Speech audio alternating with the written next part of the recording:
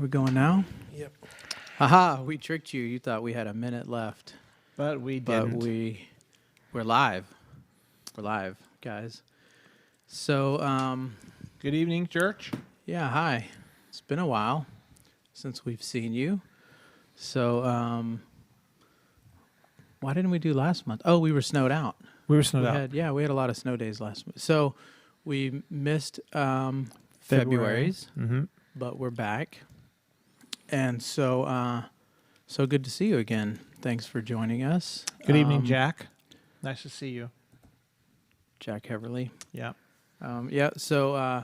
So tonight we thought we'd take the night. We have Easter coming up, and we thought that we would take the night to talk about some of those events and activities that we have planned for the week. We have a full week, a lot of different things that are planned, and so we want to talk about those events and what they are, why we're doing them, and maybe even look back a little bit on the last year because it's 1 year now. Yeah. Guys, this is the 1 year anniversary. Jared, do you know when we did our first one? You had a record at one time how many we had done. Do you? I know it was like that very next week because we threw it together fast. Yeah. We're I think we're up around 30, something don't like know. that. It was 20-something last time I heard, But maybe about 30. But that Sunday that we were all shut down and no one was doing church, Tony Evans did this thing for him, and it was him and his family. That's all right. it was. Uh-huh. And so that was the inspiration. We saw what Tony Evans did, and we said, well, We can do that. We can do that, I think. So that's where the inspiration came from, was from Tony. Yep. How So- many? Last one was our Thanksgiving Eve edition. Well, and then we So had we're one in around- January, Yeah, we're around 30. 32. Oh, Yeah. Well, 32. there you go. Now, I may have mislabeled some. I know those. Well, you've said that a couple of times before. So Yeah. we could be close to 40 Okay. pretty easily. Well, let's Or just 50. Who Who knows? Not 50. Evangelistically speak and say we're close to 40 then. Yeah.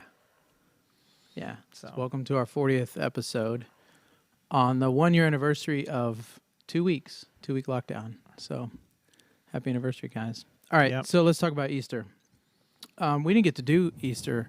So, well, I guess that's not true. We did Easter. We did Easter.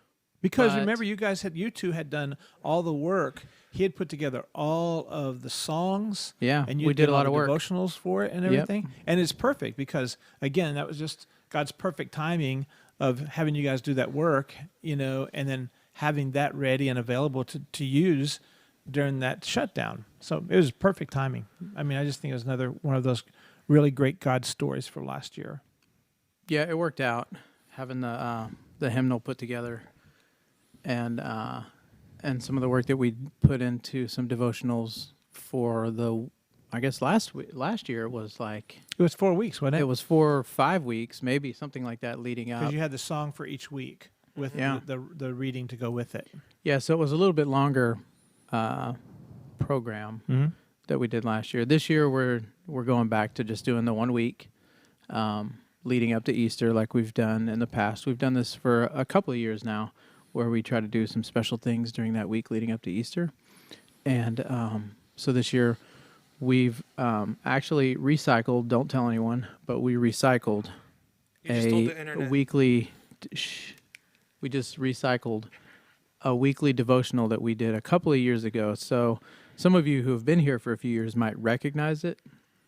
If you went through it a couple of years ago, just pretend like you didn't and go through it again and see if you learn anything new Oh, they will. this time around. Yeah. Yeah. But this is the one. So if you've seen all of our stuff, I don't know if you can see that on the camera, but it's green. It's got kind of like a palm leaf look Should I to go it. closer? Just No, I don't know. That's the one that we're doing. So we have a handful of these books laying around. If you want one, I think there's only like 10 or 15 of them. So if you want to grab a book, they'll be available. But this is online. So everything that's in the booklet is online. It's in the e-bulletin, and it's on the website as well. So you can get a PDF. Is it in the comments here? It's Or not in the comments there? It is not in the comments here, Okay. but I can put it in the comments. Yeah. So I'll put it in the comments in a minute. So this is available in a PDF version, and so it's a daily devotional for. It starts on Sunday, Palm Sunday, and it goes up to Easter Sunday. So there's a short devotional reading, a passage of scripture for the day from that day's events during that week. And so what we did this year, though, we took this 2 years ago. We did this book, and we offered it as a devotional. This year, we've taken this and we've expanded on it, and we've kind of expanded it to include some further discussion questions that you could do by yourself or with your spouse or even with your family, with your kids, after each of the events that we have throughout the week. So starting on Saturday, let me think. Yep, Saturday starting afternoon. the Saturday before, we have a movie night. Then on Tuesday night, we're doing a Seder. Then we have our Good Friday service. Saturday morning, we have something that is probably geared more for the adults, which is kind of a rebranded 3 Hours with God is basically what it is. But it's a morning meditation here where we're going to open up the campus and the place is going to be quiet. We're going to have, a guide, something to Guided guide. reading. Yeah, some guided reading to help you focus on that time. So you could bring your own thing to study if you want, or you can pick up what we have. But that's basically just some quiet time here to get alone and read and pray and meditate. And then that afternoon we have a thing that we'll do with our families to wrap up the week and do an egg hunt, and then Easter services on Sunday. So it's Right. There's a lot of stuff. So, what and how would you explain the reason for that flurry of activity that week? What's the rationale behind that? Because Marla wanted to do it. Why do you think her thoughts were? That may be an oversimplification of events, but no, she kind of had an idea to want to do some things with our families and really take them on a journey through the week and do several different events. I was on board with it 100% because, like I said earlier, last year Easter was so different. We still dressed up. We watched our church service online, and then we had a big lunch, and then we had an egg hunt and stuff. So we still did Easter, just our family, but it was so different, and we missed just being around people and the excitement and the activity and kind of just the buzz around the day. Mm-hmm. And so so this year when she said she wanted to do kind of a week-long lead up to Easter with all these different kind of things, teaching opportunities, and their whole family, their whole church events, really. Right. I mean, she kind of had the idea a little bit, but we got together and we worked out all the details. And so they're not just kids events throughout the week. I mean, they are, the whole church is invited, and they are really for the whole church. But I was on board because, in some sense, we kind of missed Easter last year. Yeah. We missed a lot of the fun and the excitement. And so I was like, let's go big this year. Yeah. Now, you guys are probably more familiar with this than I am. But many of the traditional churches, more liturgical churches, would also have, a pretty active week leading up to Easter, right? I think that you're more familiar with that than I am, Jared. So what are some of the kind of things more of a liturgical church would often do on that week?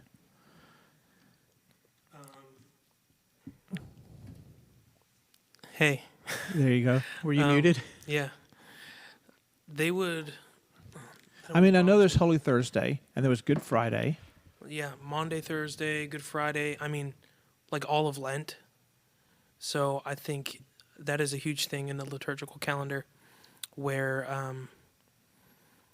that is widely observed. And I think, by and large, the evangelical church, I think we should do Lent, is what I'm saying. I think there's a special reality. What is Lent? Leading up to fasting, Mm-hmm. and going through a fast Mm-hmm. that leads you up to Good Friday, Mm-hmm. and then the Resurrection Sunday. That's really special, and it really focuses your heart and your mind and your eyes on the reality of Christ. And outside of those things, they also, in the liturgical calendar, I think it's about 40 days later. Oh, later. All right. After Resurrection Sunday, which is the Ascension. They make a big deal about that. I'm actually preaching on that this week, the Ascension of Christ from Luke 24. And, I mean, that's a big deal. That's a big doctrine. I mean, without the Ascension... Is that in your class at school? Yeah. Yeah. Without the Ascension, that is the final working of putting death to death. Him raising up and ascending to the right hand of the Father. I don't think I've ever heard a sermon about that. Yeah. I mean, in that regard, in that context, you know what I mean? Yeah, about he does. About connecting it with the death and resurrection. It's super interesting because the Ascension itself is another 40 days of ministry that we don't really focus on of Jesus. Well, we don't have much information about it. He took a walk. He went for a walk on the way to Emmaus. Yeah. He walked through some walls. Yep. He had some fish on the lake shore. He does like a Bible study with the disciples right before he ascends. There's not much there. But that's really important in the liturgical calendar too. So those sorts of things that outside of the things that we're doing and we are also observing, there are also other significant dates. Yeah.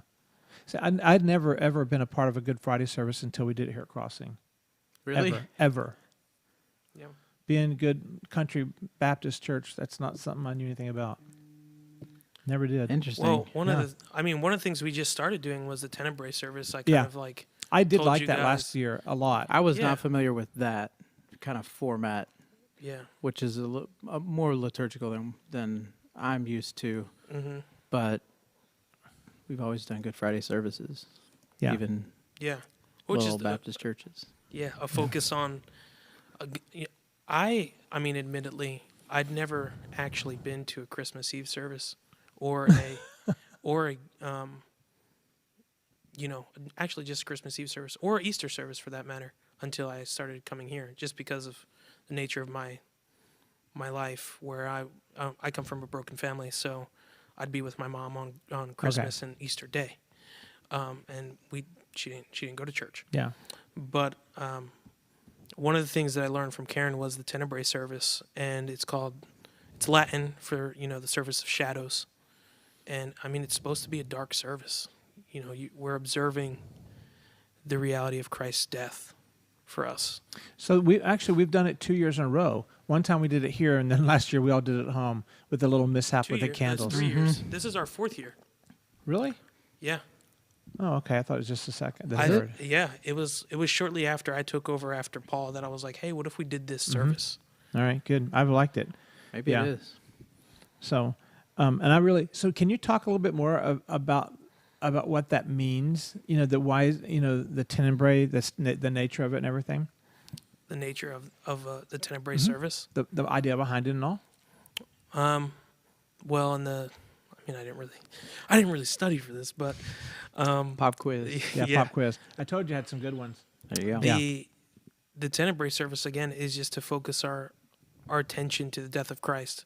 Well, most often we kind of bypass that. I know. Jesus died, and then hope will rose again, and you're Agreed. like, well, the death of Christ is pretty significant, because when you're thinking about what that means for Christians and what you're thinking about what that means for all those who believe, it's the defeat of sin. If he just came and lived a perfect life and then rose And then just floats ascended, away. there's no defeat of sin or death. Or death. He had to die. Yeah. That is the reality for us, is that he had to. And for that matter, we really don't even focus a lot on the life of Jesus. Like, the living perfectly is a significant part of why he had to die. Yeah. Yeah. For the wages of sin is death. So he himself did not sin, but the sin of the world was upon him. So a tenebrae service is just that. It's a focusing, a reorienting of sinful man's position before Almighty God and what actually transpired. Because And the darkness of that. The That's why it's darkness the of it. shadow thing and all. Right. Yeah. Right. And so what we'll do is, you may see the candles back there. We'll probably use one of these guys and we'll light it. And every time we read a scripture, behind you. Right here. I'm trying to figure out. I'm looking in. It's right there. We'll light them and then we'll shut off a candle and going by hours and going by the last hours of Jesus and walking through communion with his disciples in the Passover meal and walking through, his last moments and being on trial with Pilate, last moments before that in the garden, Right. when he goes and he weeps. Can we pause it? I have a question about that. Not this is I didn't plan any of this, but it's Okay, good. It's, We're I'm going curious off about script. though. I'm going. All right, yeah. let's do it. So, when we talk about his perfect life, and then we talk about the betrayal, or his arrest, and falsely accused, as I always say, as my little summary, and then falsely convicted, tortured, murdered, and then he rose again. In the play of all that, does that time in the garden, is it really significant to those events of that night, or is that just something that happened? I mean, What do you mean? did the garden event have to happen for the rest of it to all have occurred as well? Do you know what I mean by that? I think it's prophetic. I think Yeah, what okay. happens when the prophets in the Old Testament say that, That's true. Isaiah, That's you'd be true. betrayed, and that's the time So when then Judas yeah. brings the Roman centurions, and Yeah. he comes in and he famously, we get the line, Father, your will be done, and we also get I think it's also imagery too of the humanity of Jesus. I know. I'm very fascinated Where by that this year. He not only cries, but he actually sweats blood. Yes. He literally sweats drops of blood from his pores. Yeah. Because he is so grieved by what is going to happen. Right. Like he knows it's going to hurt. And I think that when my Dan Mazzari from Karen, who goes to church here, he was walking me through his sermon. He preached on that topic, and ever since he walked me through his text and we were talking about it and reviewing his sermon, I've been really caught up with how we downplay the humanity of Christ because I think we're very uncomfortable with how human he was in that moment. Mm-hmm.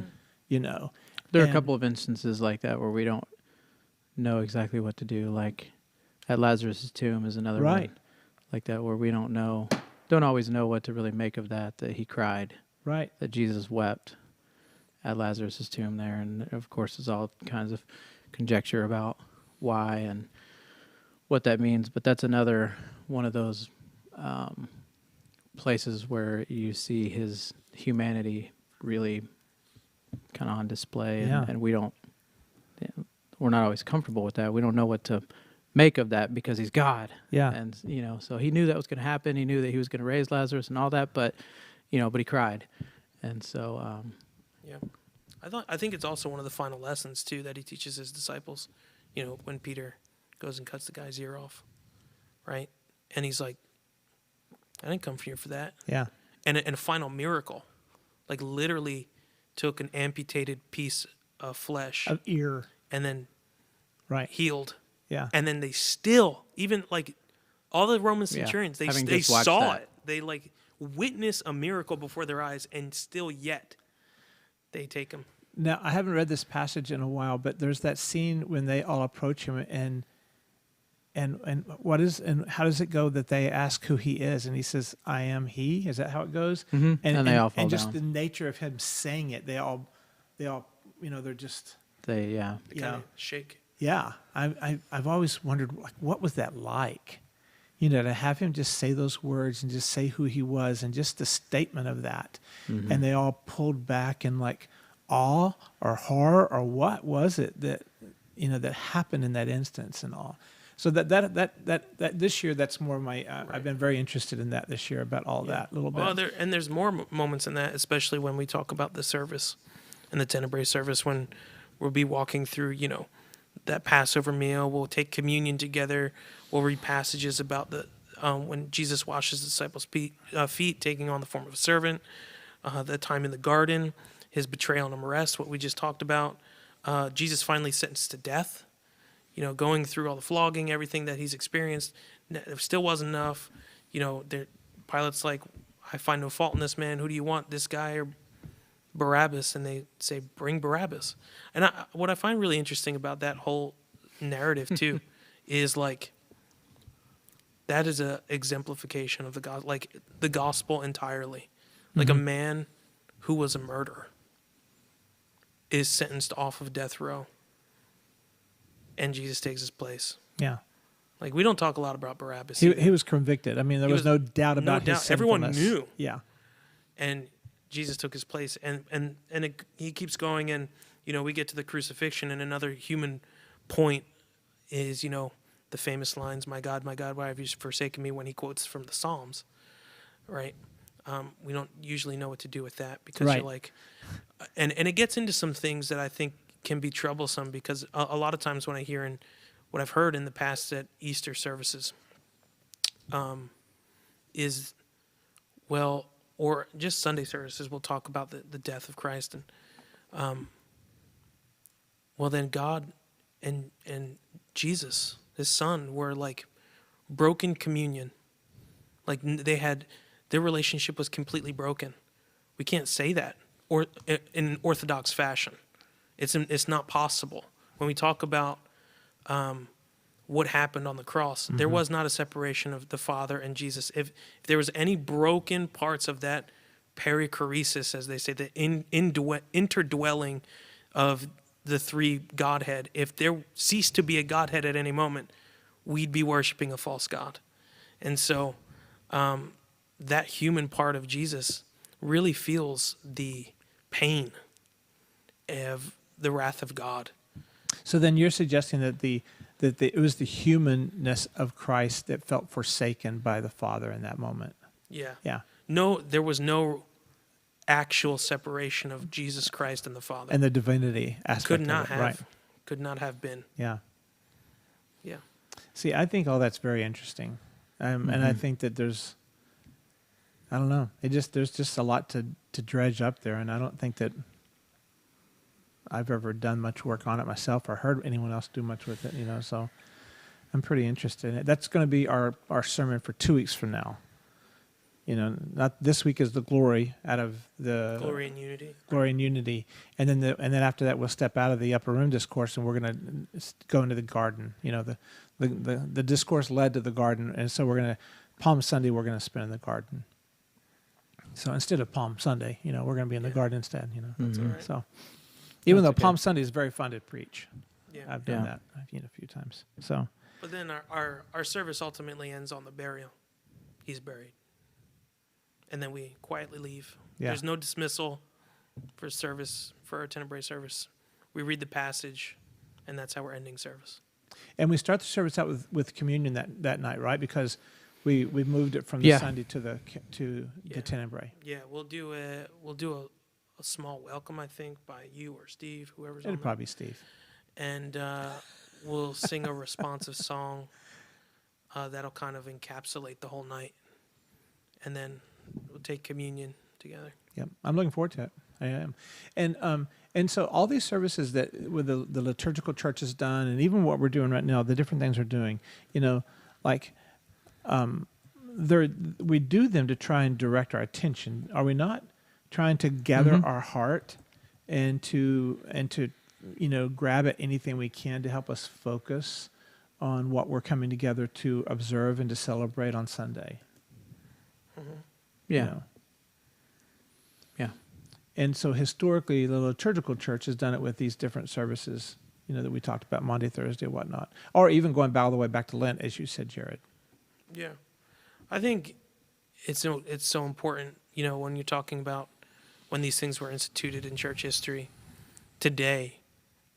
I think they're so important because we're so distracted as a people, whether it's by, stuff or just like natural life, whether it be, I have a kid now, so like kids just get into everything and they take up your time, or, I think it just calms us as the psalmist, as David says, or as Solomon, I think. I don't know, Psalm 46. You guys remember who wrote that? No. You're the music guy. Yeah. I don't know. Maybe Hezekiah. I don't remember. Psalm 46, where, we get the famous words, be still and know. I think it's a time to be still and to know. Mm. And I think that's the main thought process behind the liturgical calendar and the things that we, are making emphasis here this year, whether it be Seder, the Seder dinner that we're going to do, whether it be the Tenebrae Good Friday service, our regular Sunday services. The morning meditation, that's Yeah, kind of what Sunday, that's for too. Mm-hmm. Exactly, the morning meditation, 3 hours with God stuff. And Yeah. Yeah, they're all opportunities to just kind of focus on what's happening that week and slow down, take a break, and kind of get alone with, the morning meditation is kind of a quiet alone. Some of the other things are, they're big fun events, but even with big, exciting events, the whole purpose of it is to take our mind and kind of put us back focused on what happened that week, or not even necessarily that week, because the very first thing that we're doing on Saturday, the 27th, it's a movie night where we'll be watching The Prince of Egypt. And so the whole reason that we're watching The Prince of Egypt is, number one, because it's awesome, but also it's got the because best music. I know the soundtrack's great, but also because that will set up the Seder on Tuesday night. So when we started, we were talking about doing a movie night because that would be a thing that kind of would appeal to families and kids, and again, the whole church is invited, but we really want us to, to kind of bring our kids into this. We don't want to just do things as adults or just as kids. We're trying to figure out how to do some events that can overlap and bring everyone together all at once. And so the movie night doing The Prince of Egypt, that's going to tell the story of the Hebrews' captivity and the Passover and being freed from slavery in Egypt, and then and then we'll have the Passover meal on Tuesday night. So there will be a lot of tie over between those two events, where on Tuesday night we can say, and then this happened, and think about in the movie when you saw this happen, and Right.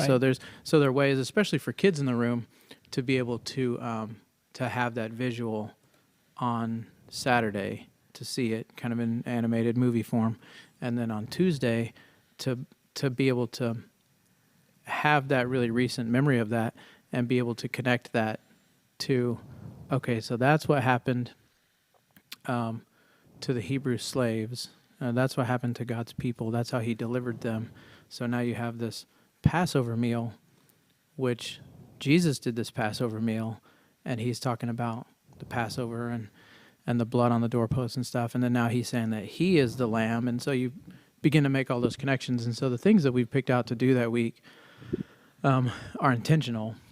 And but yeah, they're all those things are meant to focus us on events in the story. Maybe not necessarily that week, but events in the salvation story. Right. And say, like, hold on, this week we need to think about this thing, because all this is going to take us into the weekend, Good Friday and Easter Sunday, when we say, like, this is the pinnacle.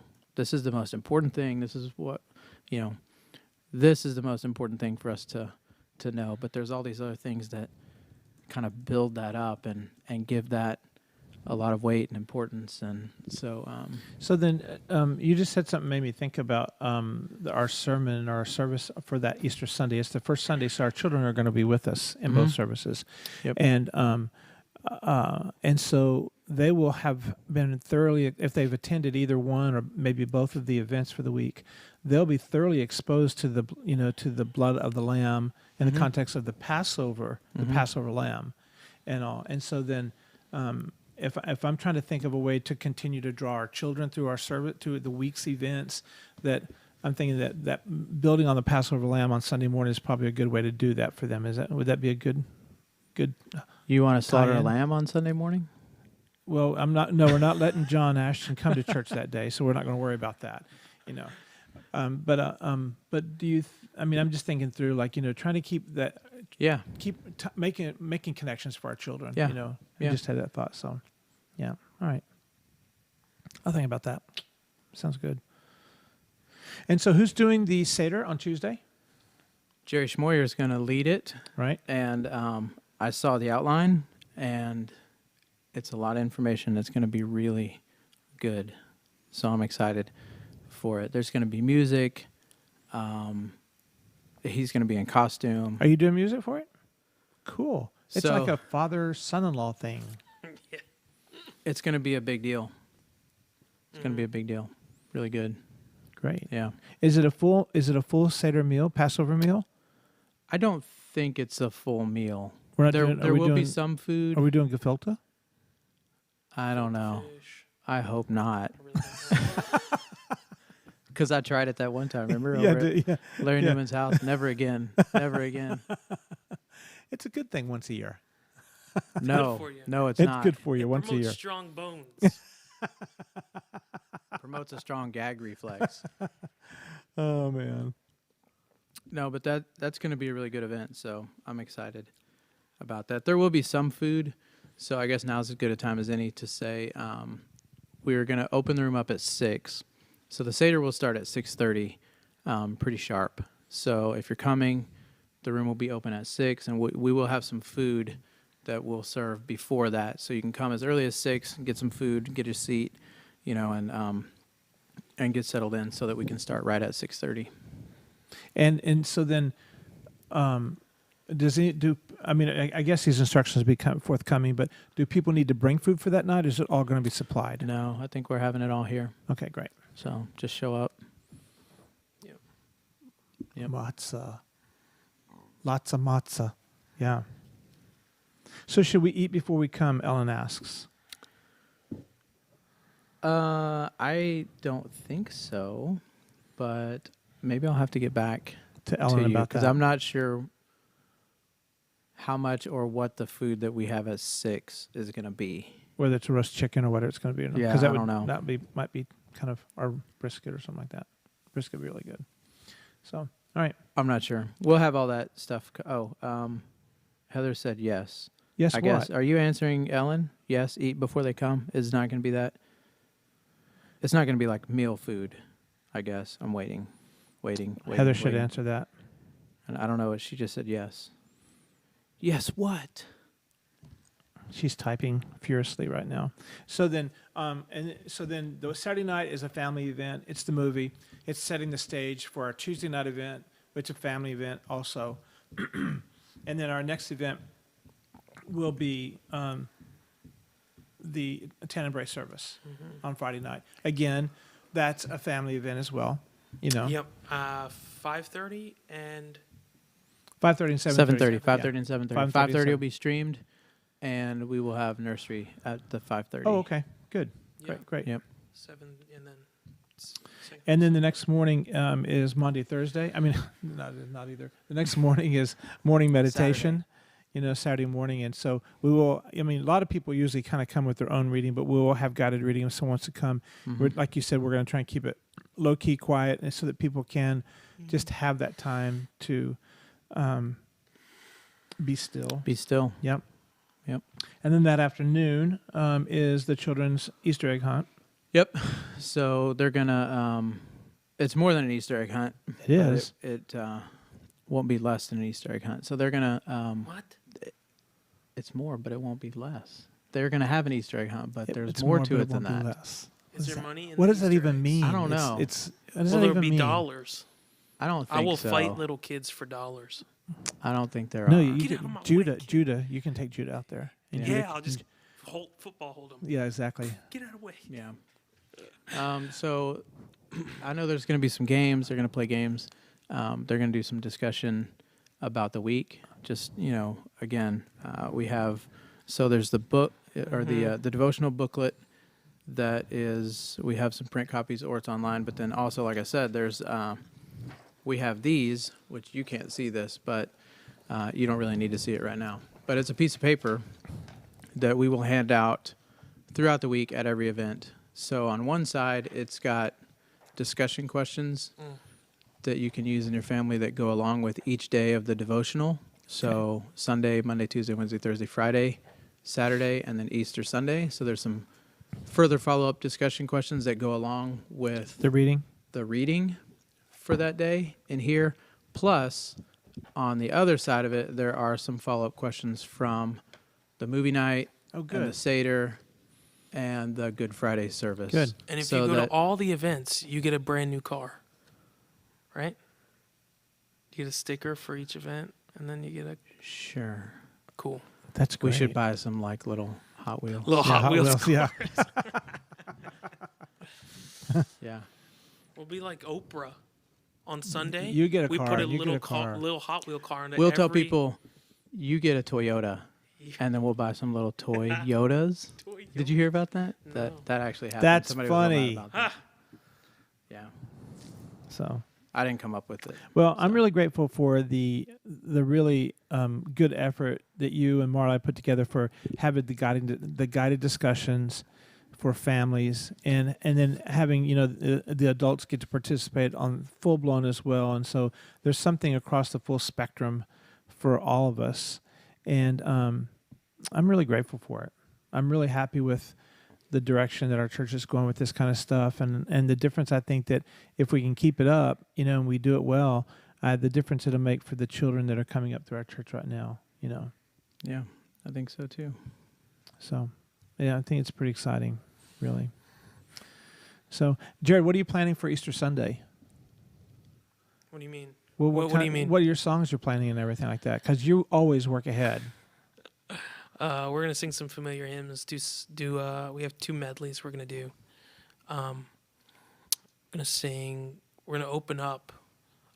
I'm thinking we may do some prelude music, like a song. Oh, cool. Like an opening song before the opening song. Yeah, I love that. And a song. I'm thinking it may be a song by Andrew Peterson called "His Heartbeats," and it's just a really. Is that a new one or old one?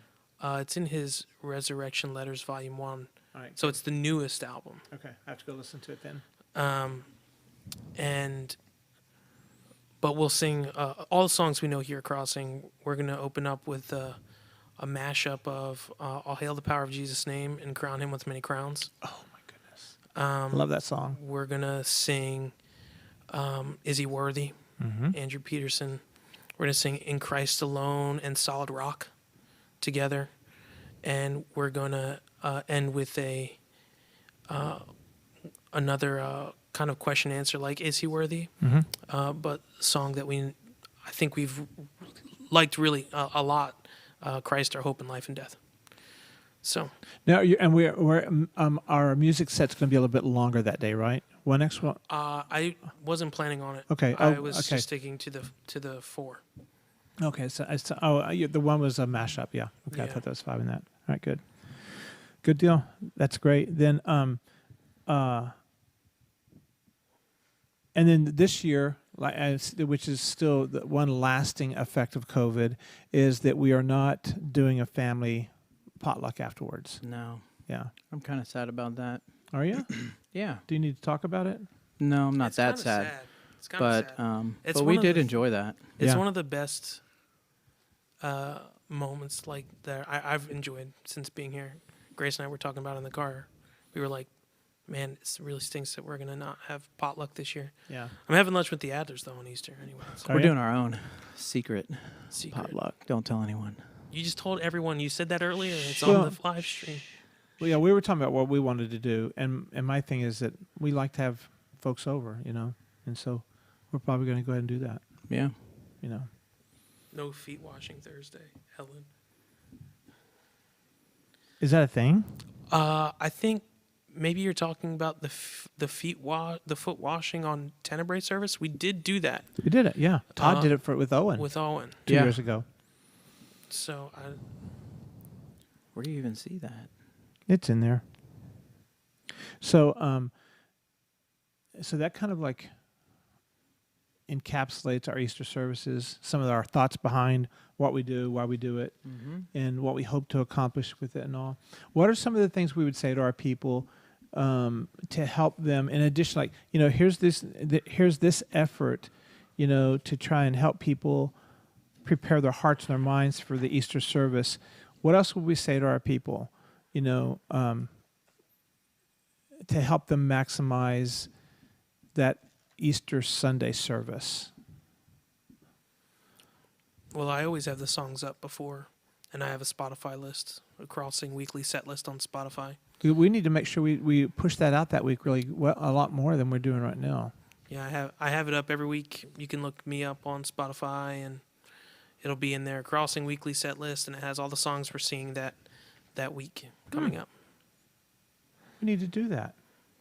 So can we add that to the week. notes? Kind of some of our stuff. Listen to our Sunday set list. Yeah, I think so. That'd be great. We can get it out somewhere. Hi, Laura. There's Hi, Laura. also, I know there's people who can't make the Seder Tuesday. Yeah. And when we're not live streaming it. Right. But That's right. We are. Go ahead. I downloaded a thing. If anyone is interested in, you're like, I really don't know if I'm going to be able to get to go. Chosen People Ministries. There's a thing I told you guys earlier about.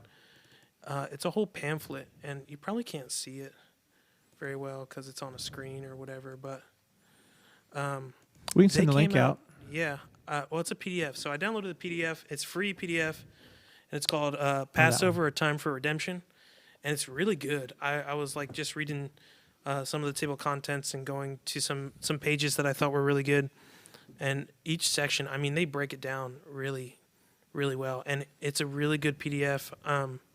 If you're interested in the knowledge of what the Seder Passover is, and why for centuries Christians and the Jewish community observe this.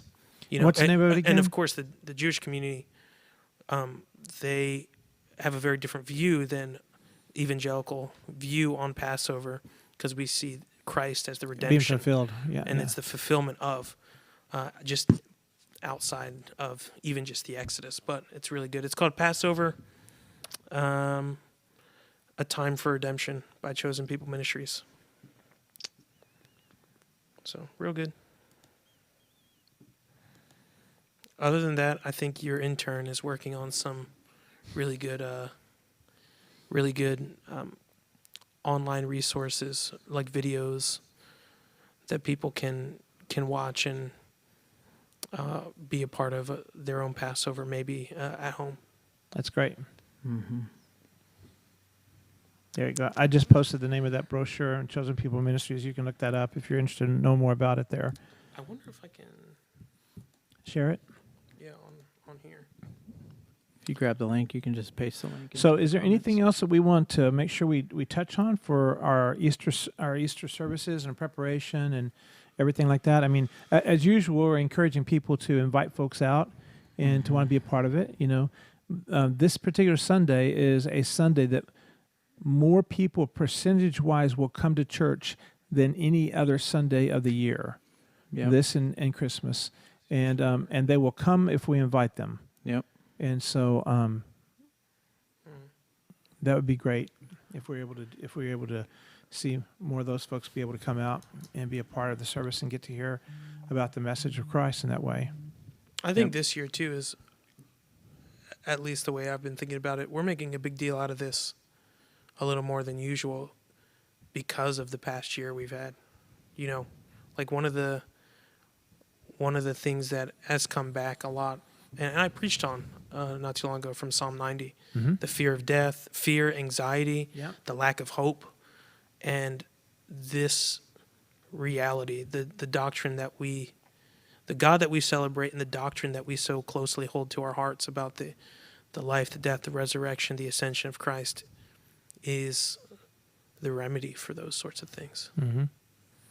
So. Well said, my friend. Well said. Yeah. All right. I'm thinking. Are you thinking anything else we wanted to touch on?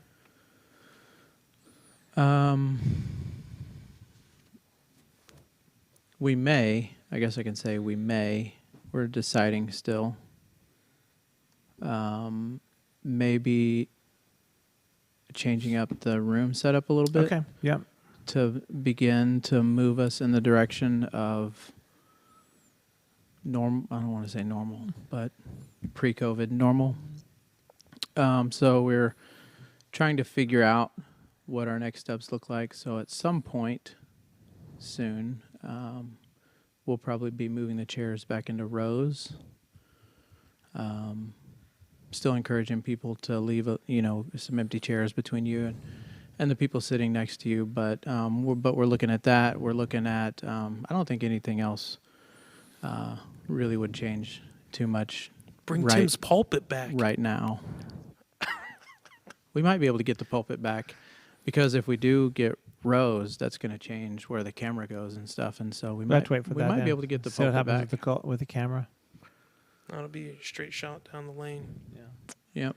But right. But anyway, so that's about the only major change I think that could be coming sooner than later. Good deal. But, Well then, I don't know anything else. Well, then what I would say is that if you're watching tonight, or if you're going to catch this another time, that if you'd be in prayer for all of our different Easter services, all of our different Easter events, and they would accomplish the purpose we're shooting for, a greater awareness, a greater preparation for our mind and our hearts, and getting ready to celebrate the resurrection of the Lord. So, so if we can just all be in prayer for that as well, that'd be great. So, Yeah. all right. That it for tonight, guys? Is it? I think so. So, Okay. all right, good. So, India, have a good Every night. time. I know. I missed saying good night to India last time. So, India down there in Garland, Texas, you have a good night now. Here, okay, very good. So, thank you guys for coming out tonight and being part of this, and we'll see you Next month. We won't